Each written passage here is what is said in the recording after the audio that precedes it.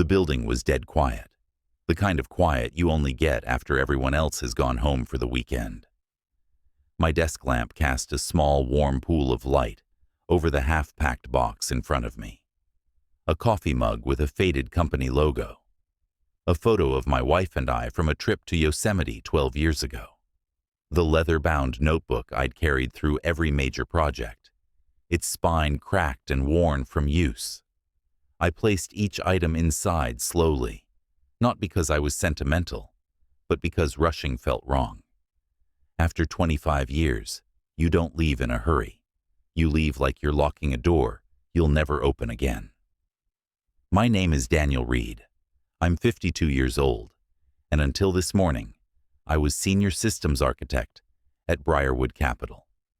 The title sounds polished enough for a business card, but what it really meant was that I designed, built, and maintained every critical piece of our digital infrastructure since the day the company opened its doors. If money moved, if trades cleared, if sensitive data stayed out of the wrong hands, it happened because of the systems I put in place. I wasn't just a part of this place. I was its backbone. At least, I thought I was.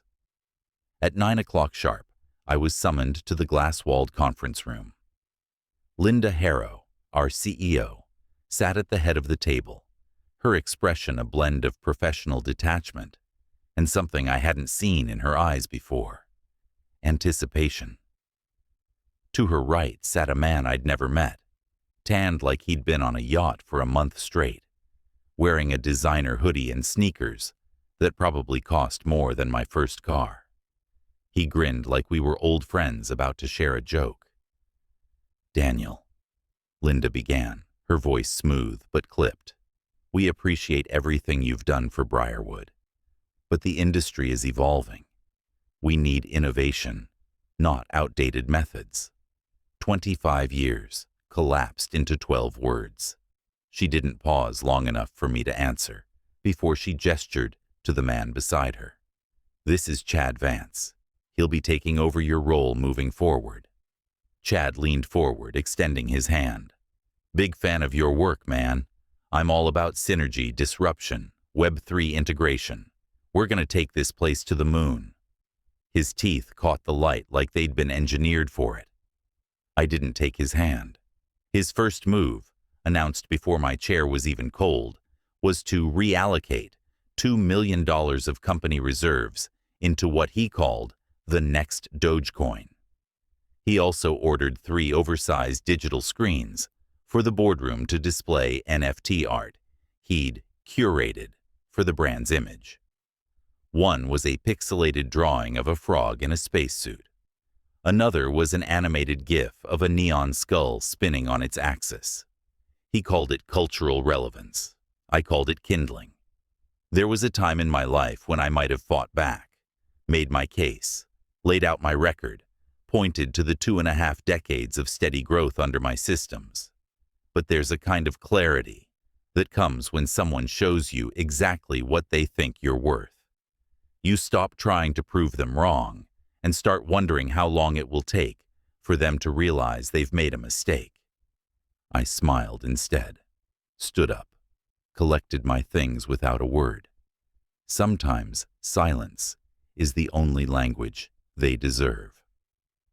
Now, hours later, I was sliding my last personal file into the box, the hum of the HVAC the only sound left in the building. I shut down my workstation, logged out of the network for the final time, and took one last slow look around. The desks were empty, the city lights bleeding in through the tall windows.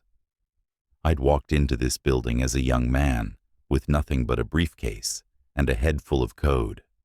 I was walking out older, leaner, and, despite the polite dismissal, far from obsolete. I carried the box down the hall, my footsteps echoing off the tile. When I pushed open the lobby doors, the cool night air hit me like a reset. I should have gone straight home. That's what anyone else would have done. But instead, I turned left, away from the parking garage, and started walking toward the industrial edge of downtown, past the warehouses, past the old train depot, until the glow of the city gave way to the low, secured building that housed Briarwood's private data center. From the outside, it was nothing. A windowless block with a keypad lock and 2 cameras over the entrance. But inside, behind layers of authentication protocols I'd personally built, it was the heart of everything Briarwood did. Payment rails, backup systems, private ledgers, and threads of code only I could trace. I'd spent years here, more than in my own living room. No one alive knew that system like I did. I stood across the street for a moment, watching the faint red light above the door blink in steady rhythm. It was tempting, dangerously tempting, to go inside, to feel the hum of the servers again, to remind myself that whatever titles and trends came and went, my work was still in there, pulsing in the dark. But I didn't move. Not yet. Tonight wasn't about action. It was about remembering. I turned away at last, the data center disappearing into shadow behind me. Tomorrow, Chad would start making his innovations, and sooner or later, he'd trip over the foundations he didn't understand. When that happened, I'd know. Because while they'd shown me the door, they'd forgotten one important detail. I built the locks. I don't sleep that night. I sit in my modest home office with the blinds half closed and the streetlight slipping through like a metronome, ticking across the framed diplomas and the scuffed edge of my desk. The chair is older than some of our interns. It fits me like muscle memory. I lay my hands on the keyboard and feel the old rhythm return, the one I thought I'd retired. Before Briarwood, before the polite email signatures and quarterly town halls, there was a room with no windows and a clock that didn't matter. I served in a federal cyber operations unit that rarely made the papers. We went after cartel banking systems buried under straw accounts and shell companies, watched cash tunnels in the blockchain long before the buzzwords caught up.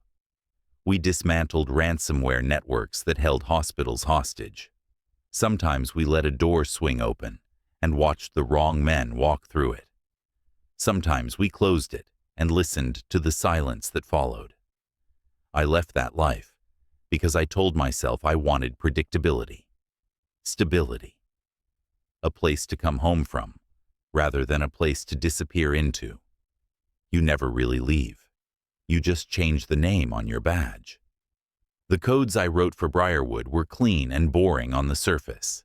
Inside them lived teeth, fail-safes, audits that cut deeper than the compliance team ever noticed, alert hooks that pinged in places no one looked.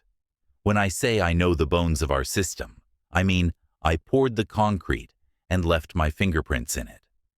Years ago, during a period when the board flirted with risky innovation ideas, I built an admin backdoor that wasn't for power. It was for survival. If someone ever tried to turn the place into a casino with investor money, I wanted a way to see it before it burned down. I never used it because I never had to, until tonight. I boot an old machine that's never touched a cloud service and run the script by muscle memory. The tunnel opens like it's been waiting for me. The authentication handshake is an old joke between friends.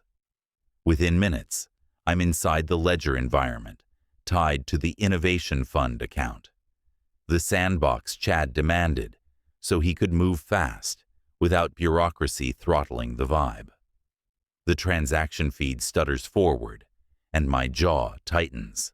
The meme token he bought is bleeding out, down 60% in 48 hours, and his answer is to average down, like he's playing penny slots. The account labels are sloppy. He tagged one address, Moonbag, and another rocket ship. Under notes, I find a line that reads, Influencer Partnership Pending, Q2. That means he paid a kid with a ring light to pump our money. I pivot to the wallet history linked to his NFT purchases. The chain is public if you know where to look and what not to believe. 1 hop, 2 hops, 3. I hit a cluster that hums wrong. The art wasn't curated. It was wash-traded through a laundering ring I've seen before under different mascots. Same behavior, same time patterns, same signature movements that look like a crowd, but are one man crossing the street back and forth in different hats. The asking prices were theater. He didn't just buy junk. He legitimized it. I sit back and breathe through my nose. Revenge is a simple word. It feels good on the tongue and terrible in the morning. This isn't that. Not fully. Sarah in accounting has 2 kids and a mortgage that needs numbers to land on Fridays. Manny in facilities just paid for his mother's surgery. Priya, a junior dev, sends her father half her paycheck every month because he still drives a cab that doesn't forgive rainy days. These are not avatars. They are people who believed me when I told them our systems were built to withstand weather. If the company folds under a storm of buzzwords and YOLO trades, they don't get a plot twist. They get a foreclosure. I tell myself I'm only here to watch. Observation is clean. Observation keeps your hands, if not your conscience, unmarked. But I'm already opening drawers in my head that I swore I nailed shut. The first trap is not a trap. It's a mirror. I spin up a passive alert layer that scrapes every call the innovation wallet makes and copies the metadata into a dead zone log that only I can see. I don't alter a byte. I just collect truth faster than it can be buried. The second is preventative architecture. Rate limiters on internal transfers masked as routine maintenance, the kind that require 2 approvals when a single one used to do. It won't stop a fool from falling. It will slow him long enough for gravity to think things over. On my second monitor, a chart wobbles. Red candles stack like teeth. Chad fires 3 more buys in the dip, each rationalized with an internal note about community momentum. The community in question is 5 anonymous usernames, posting laser eye emojis and recycled memes. He isn't listening to the market. He's listening to a chorus he paid to sing. I've seen that before in different uniforms. The bravado is the same. The end is the same. I make coffee at 2 in the morning and drink it black and quick. On the way back to the desk, I stop at the hallway mirror. The man who looks back is older than the kid who once slept on data center floors and ate vending machine dinners, but his eyes are sharper now, less willing to be flattered into blindness. I think about the moment Linda said the word outdated, and I almost laugh. Outdated is what you call the tools that saved you when you want credit for the rescue. By 4, I've mapped all incoming and outgoing routes for the fund. I tag the private lender address he paid from a side account and feel a familiar chill. The lender hangs around a cluster I used to chart in federal briefings. The names change. The patterns do not. If Chad is borrowing personally to keep the mirage alive, he's tying our floors to his ceiling fan.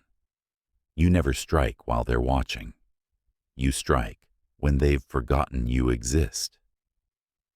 Dawn turns the blinds to pale stripes, and my office to a faded blueprint. I close the tunnel and encrypt the logs twice.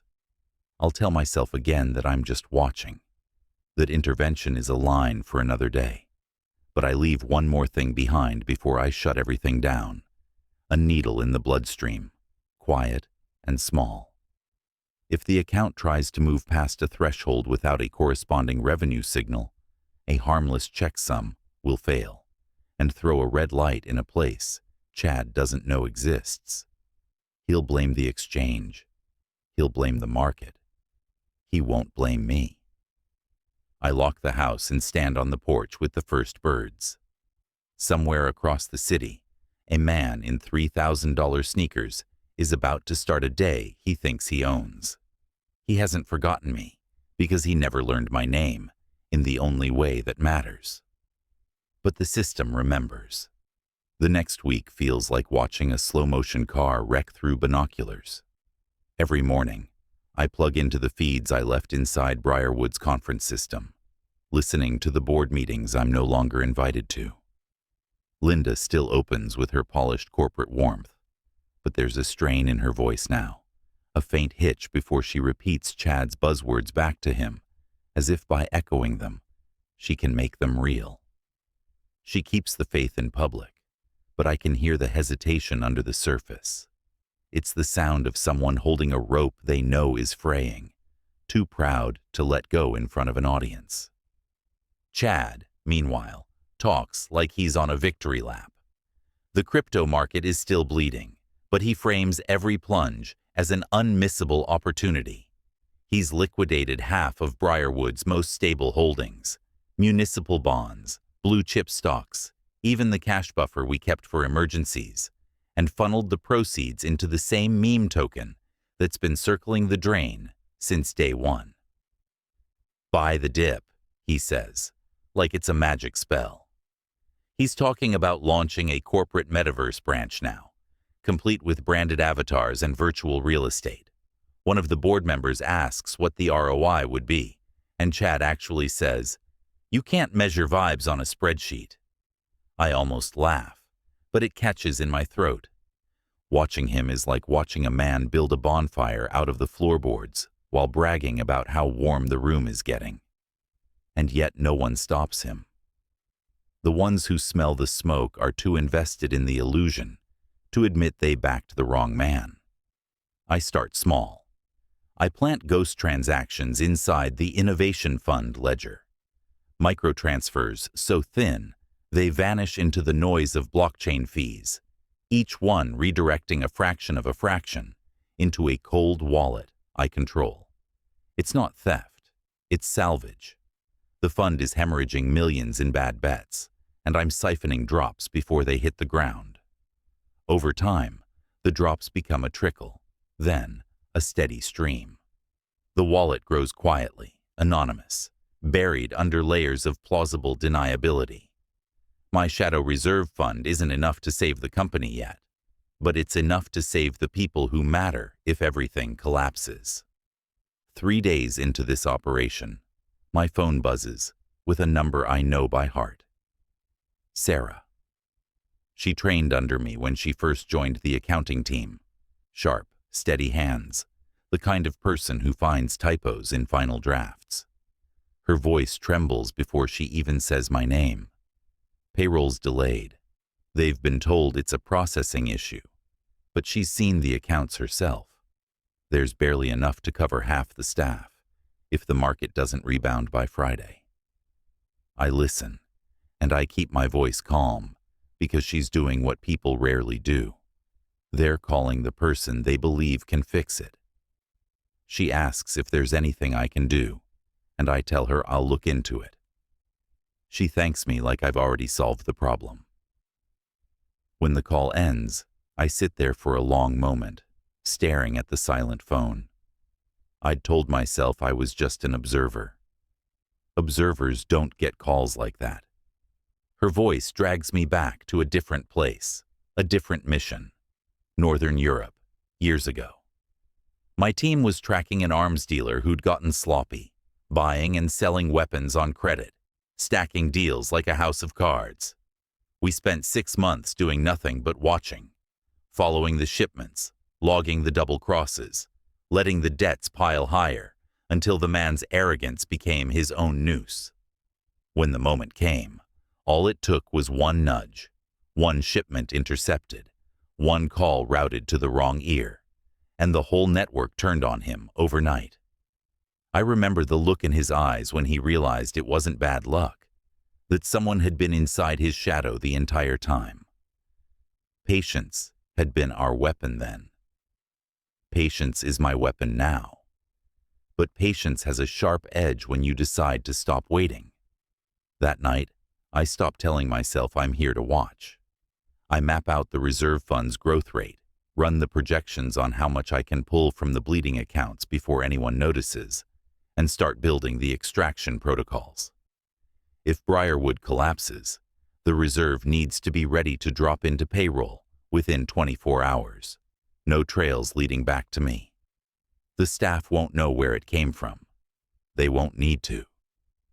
I keep listening to the meetings. Linda's voice gets tighter. Chad's gets louder. He brags about a strategic partnership with a startup that doesn't have a physical address, then moves another $250,000 into his metaverse fantasy. My scripts flag the transaction before it clears. I slice my percentage and let the rest go through.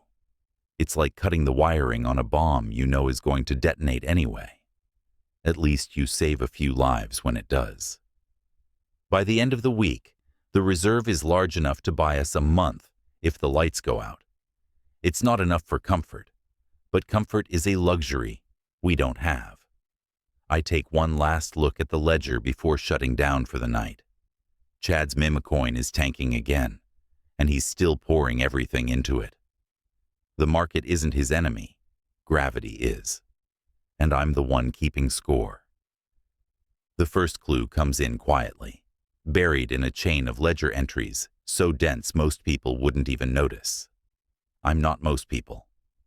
One of Chad's innovation fund transfers doesn't follow his usual scattershot pattern of chasing coins with animal mascots.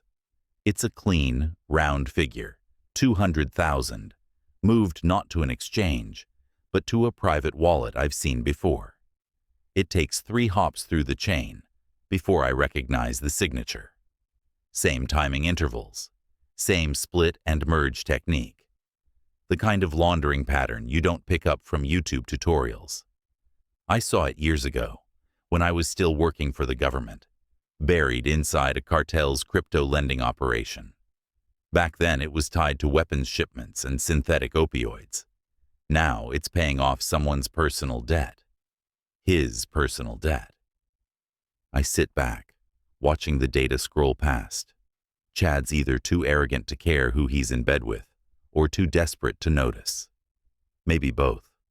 Either way, the second that address hit my screen, this stopped being about one man's incompetence and started being about containment. Cartel money moves like a virus. It doesn't care about the host, only about spreading. If they've got a tether on him, they've got a path into Briarwood. That ends here. I make 2 calls. The first is to James Porter, cyber forensics specialist I worked alongside in a Chicago op years ago. He's the kind of man who never asks why you're asking, just how deep you want him to dig. I give him the address, the last 3 hops, and tell him to trace activity without touching the source. The second is to Dana Holt in financial crimes. She's with a different agency now, but her Rolodex is still lethal.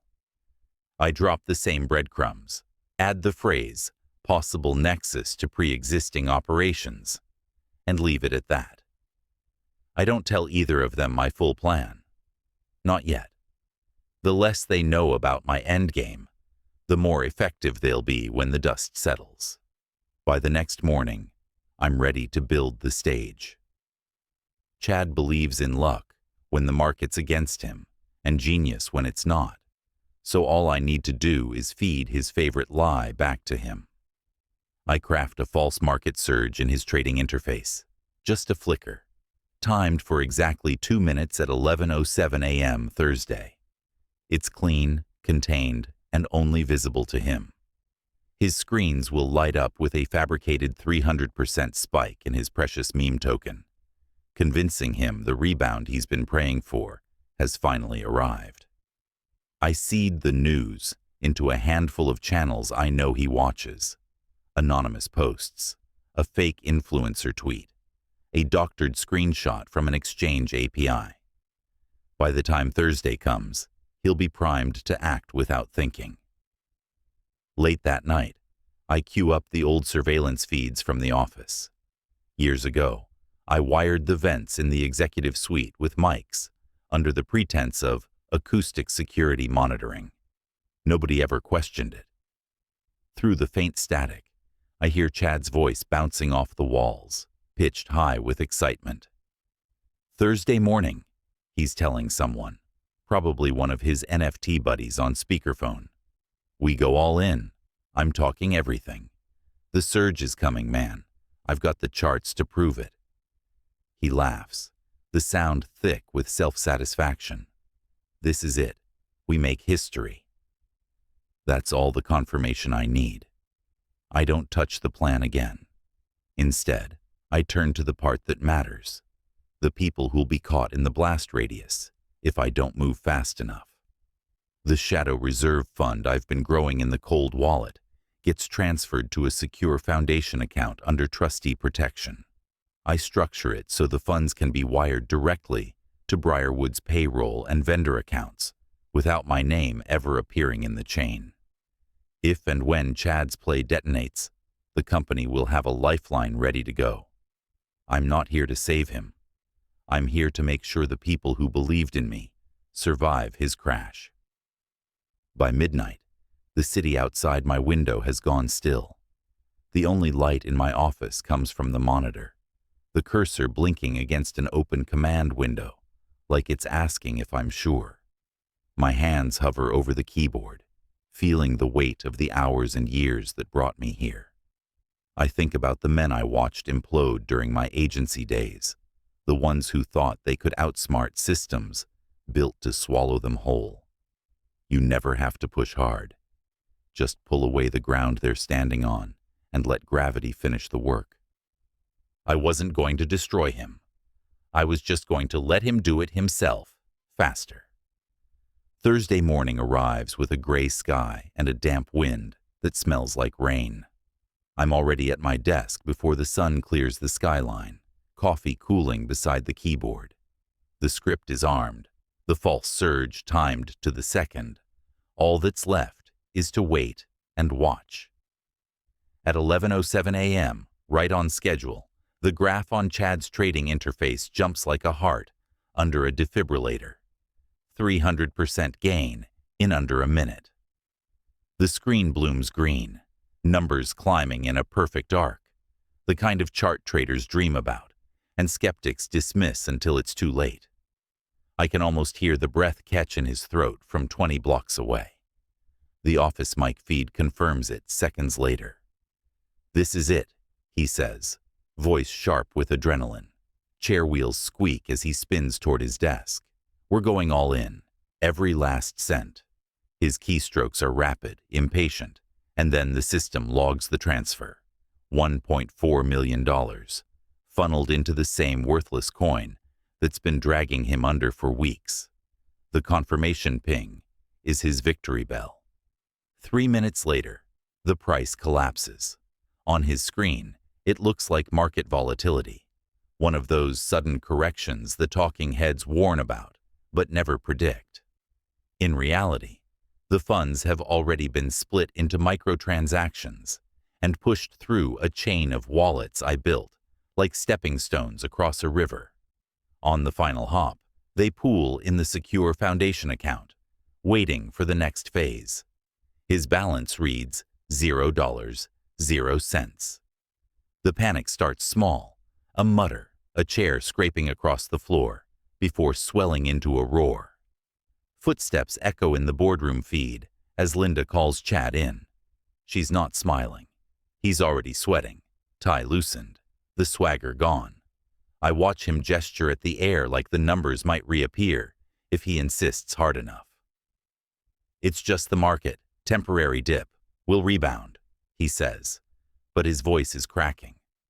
When she presses him for details, he stammers about liquidity, about momentum shifts, about external manipulation.